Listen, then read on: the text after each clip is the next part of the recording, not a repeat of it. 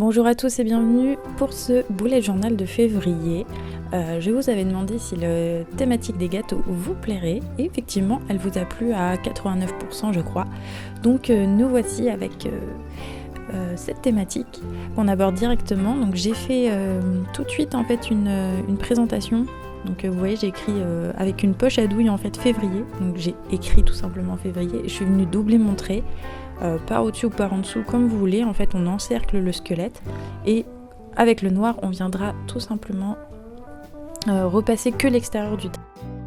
Pour présenter les jours et les jours, enfin le petit calendrier, j'ai utilisé un cake roulé, une part de tarte, voilà, de la petite déco que je vais vous montrer un peu plus loin, vous en faites pas. D'avance je m'excuse, j'ai eu des petits soucis de caméra, ce qui fait que en fait toute la mise en place au crayon de papier ne se voit pas tout le temps très clairement, mais je vous rassure tout de suite, dès qu'on va passer au définitif, au trait en noir, vous verrez très bien. Comme vous pouvez le voir, je suis venue séparer ma page en 3. Alors j'ai pas fait des rectangles égaux, je me suis laissé une marge pour faire de la déco et je suis venue faire mes objectifs du mois, un petit encart pour les regrouper tous au même endroit. Un mood tracker, donc pour suivre son humeur, ça peut être pratique. Moi je fais toujours très simple, c'est soit la journée est bonne, soit la journée est neutre, soit elle est nulle. J'ai pas d'autres nuances.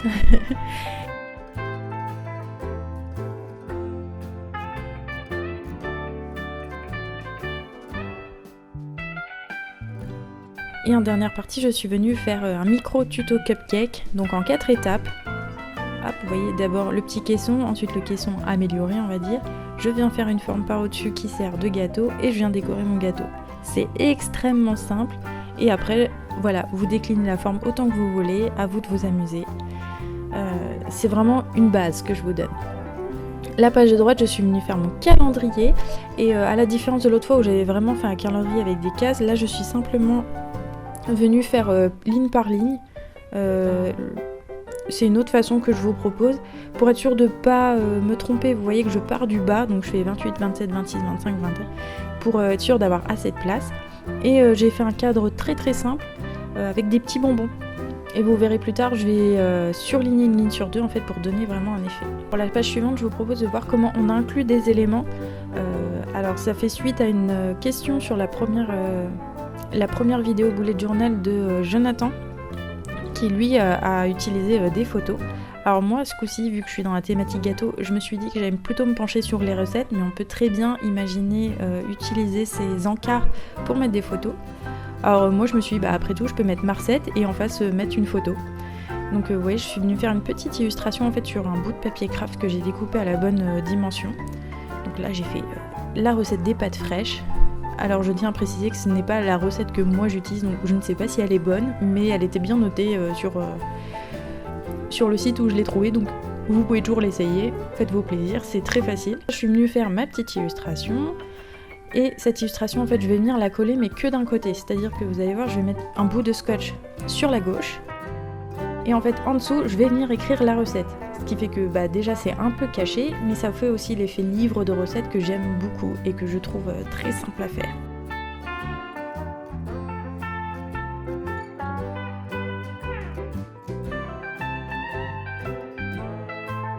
En tout cas, c'est une bonne façon d'inclure plein d'éléments, donc vos photos, des petites citations, ou là, un mini carnet de recettes que vous voudriez par exemple faire dans le mois, ou les recettes immanquables que vous faites régulièrement et qu'il ne faut surtout pas perdre.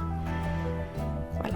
J'ai fait avec d'autres formats comme vous voyez, donc là ça ressemble un peu plus à des formats instantanés Polaroid on va dire.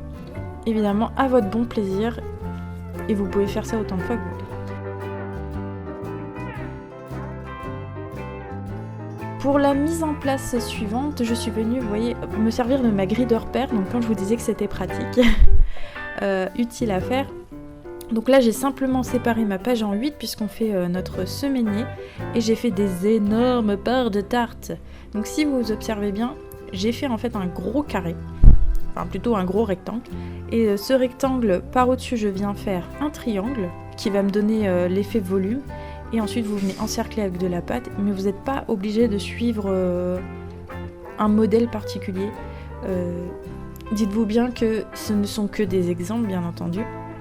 Mais très sincèrement, je trouvais que ça décorait bien, ça restait dans le thème et surtout c'est facile à faire.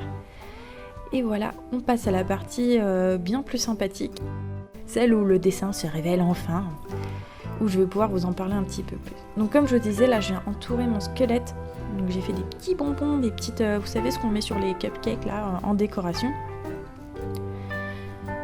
Mon rouleau à cake, et voilà, donc le triangle, le carré, je viens entourer avec de la pâte et après la déco c'est comme vous voulez. Moi j'avoue j'étais encore un peu dans le thème frangipane, donc c'est pour ça que vous allez beaucoup voir les striures comme sur les gâteaux des rois. Mon petit cupcake, c'est très très simple à mettre en place, ça a l'air complexe mais je vous promets qu'avec un peu d'entraînement on comprend très bien, c'est juste des formes toutes basiques en fait. Et ça fait une déco super sympa. Et aujourd'hui j'ai décidé de décorer avec les polychromos, donc c'est ma collection personnelle que vous voyez. Les polychromos je trouve qu'ils sont tip top comme crayons parce que vous appuyez pas beaucoup, ça met quand même de la couleur. Vous appuyez beaucoup, ça met beaucoup de couleurs. C'est des dégradés qui sont très faciles à faire. C'est des crayons, franchement ça fait très longtemps que je les ai. Alors je m'en sers pas toutes les semaines, je suis bien d'accord, mais je trouve que rapport qualité-prix ils sont incroyables. Et ils durent très longtemps, la mine elle est très résistante aussi, j'en ai jamais cassé un seul. Et pourtant il m'arrive d'être bourrin, donc je vous les recommande vivement si vous voulez des bons crayons de couleur à tout faire. Et surtout ce que je trouve très intéressant, vous voyez j'ai pas toute la gamme, j'ai une bonne partie de la gamme, on est bien d'accord. Mais avec juste tous ces crayons, j'arrive à faire à peu près toutes les couleurs. Donc niveau investissement, franchement je suis absolument pas perdante et je suis très contente de les avoir. Pour la mise en couleur je vais rester très très simple. Comme vous voyez j'ai fait d'abord une première couche en rouge très... J'ai pas forcé le trait et je suis venue en fait avec ce même rouge là par contre forcé pour donner soit des ombrages, soit l'impression qu'il y a des fruits dans le gâteau, etc. Ou pour surligner mon texte. Ensuite je suis venue avec c'est un beige rouge, c'est pas un beige peau du tout, pour donner l'effet de la pâte. Alors heureusement, vous voyez moi je reste assez simple en finale, j'aime pas me compliquer beaucoup avec les couleurs, le but étant que j'y passe pas non plus toute ma matinée. Donc je suis venue faire toutes les couleurs et pour rapporter un peu de peps dans tout ça, mes petits décors de cupcake, ceux-là, je me suis lâchée, j'ai mis du rose, du jaune, du bleu, des couleurs très vives pour pimper l'ensemble, on va dire.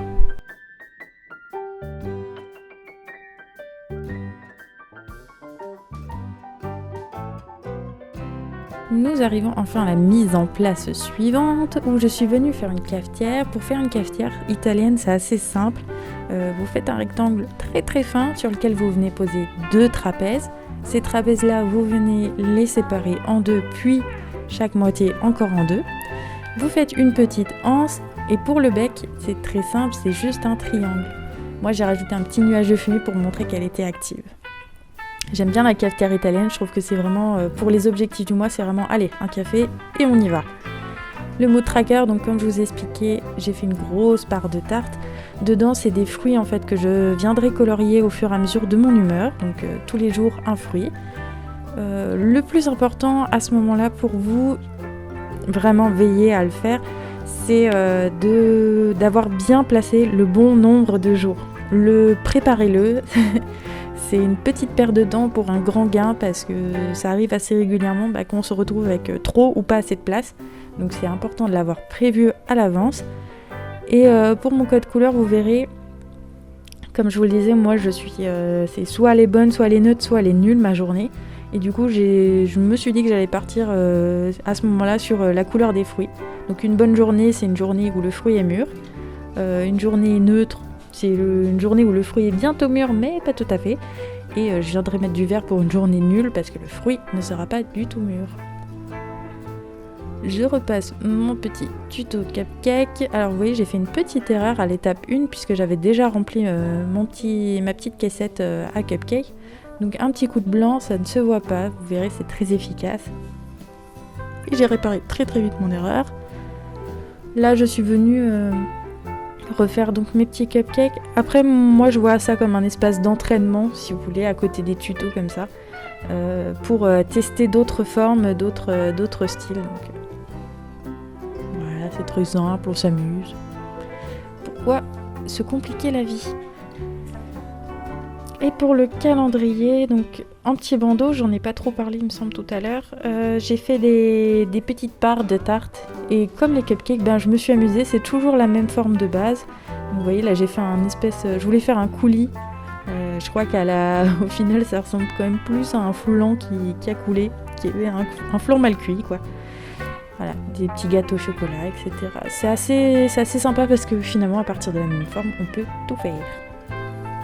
Je reviens noter mes jours, je fais un faux encadré, c'est-à-dire que je fais que les angles opposés. J'aime bien cette technique, ça évite de s'embêter à faire tout un cadre et ça délimite pourtant très très bien l'espace de votre page.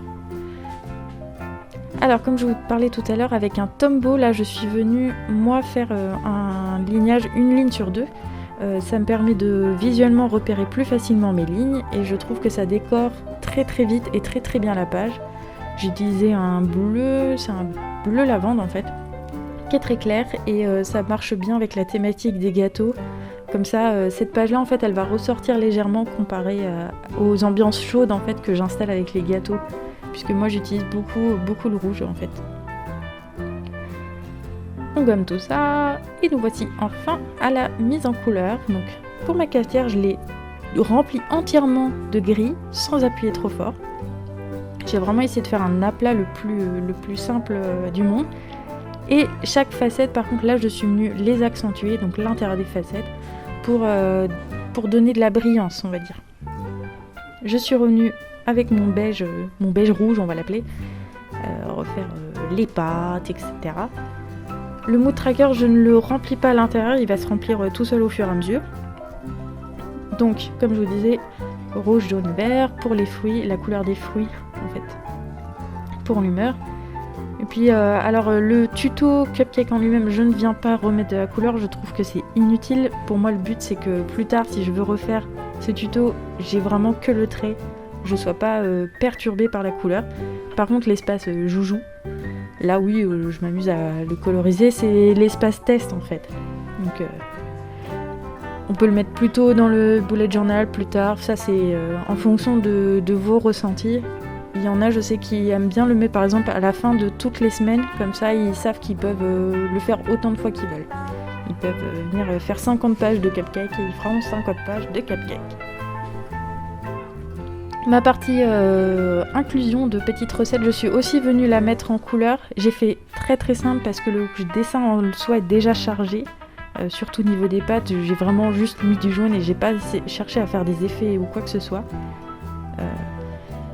Bon, là évidemment si vous mettez une photo, vous n'aurez probablement pas besoin de mettre de la couleur par au-dessus.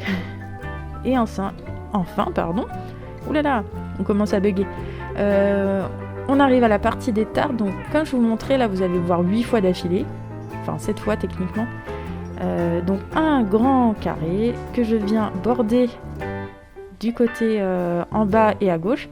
Je viens border le trait, je fais un grand triangle en haut et je viens fermer tout ça avec la pâte.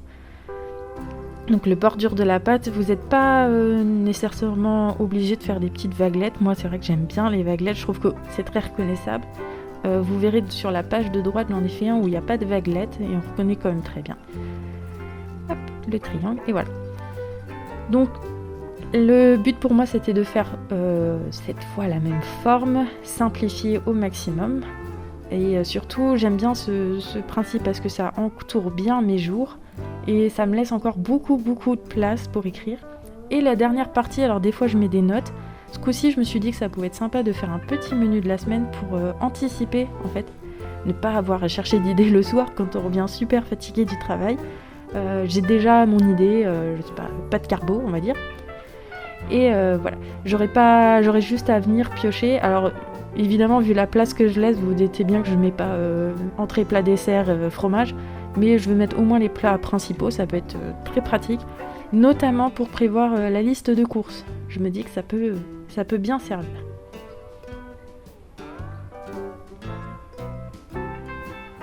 Je suis venue écrire bon appétit en tout petit. parce que je trouvais qu'en bas c'était un peu vide et du coup comparé aux autres jours il avait beaucoup de place le dimanche. Alors après on peut en profiter pour se faire un gros repas de famille, il n'y a pas de souci. Mais bon, moi j'ai pas de repas de famille prévu, surtout vu la crise sanitaire.